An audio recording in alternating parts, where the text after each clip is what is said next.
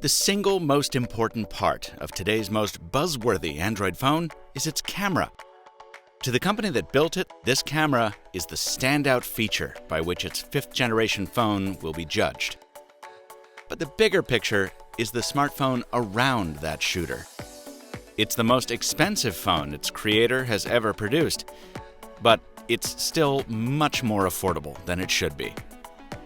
I'm Michael Fisher, and this is the Mr. Mobile review of the OnePlus 5, brought to you by dbrand.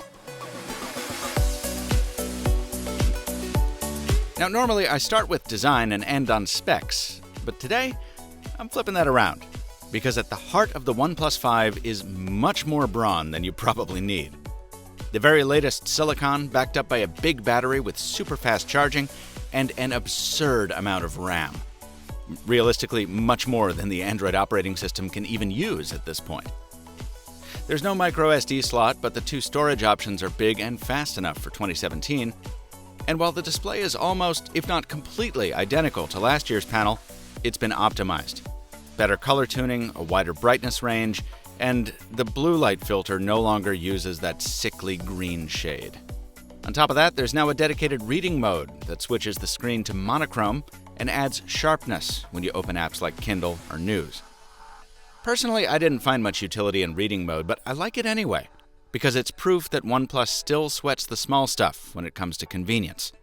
You can tweak things on the OnePlus 5. Not just the accent and theme colors, but also which icons get displayed up in the status bar, so I can finally get rid of that dorky NFC logo. You can drop the notification shade with either a swipe down on the desktop or a long press on one of the capacitive keys, making the phone easier to use one-handed. Those buttons down below and the ceramic fingerprint sensor can support up to 2 shortcuts apiece.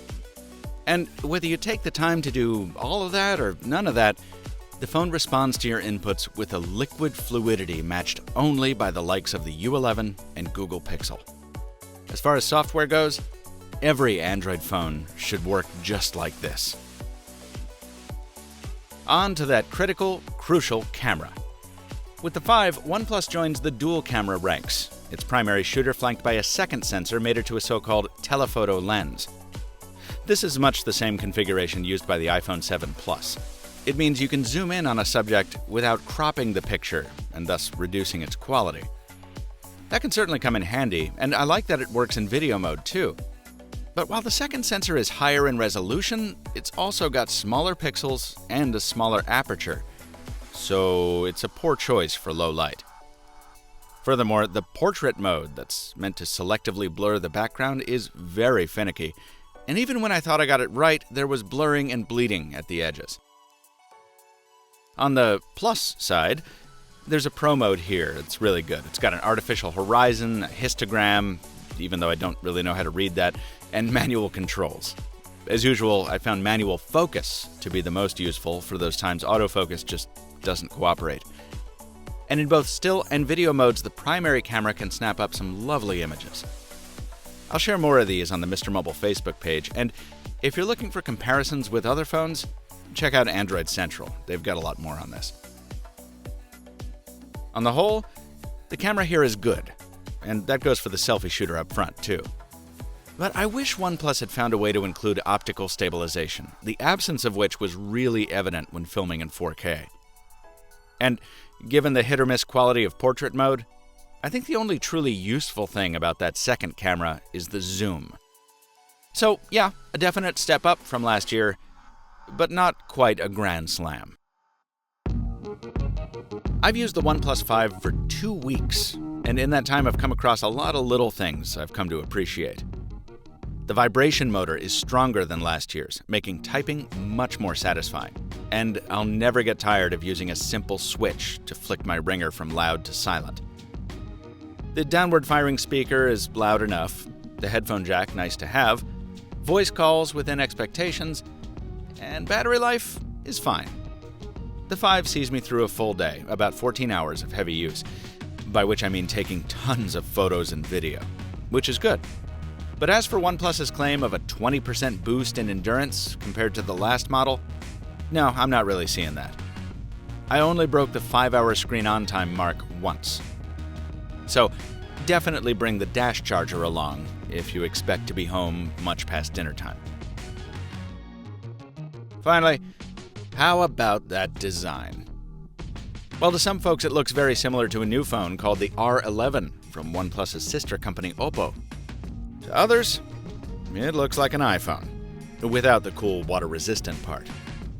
But this isn't the world's most eye-catching design, and that's not great for a company that sells the notion that by buying a OnePlus, you're buying into something unique.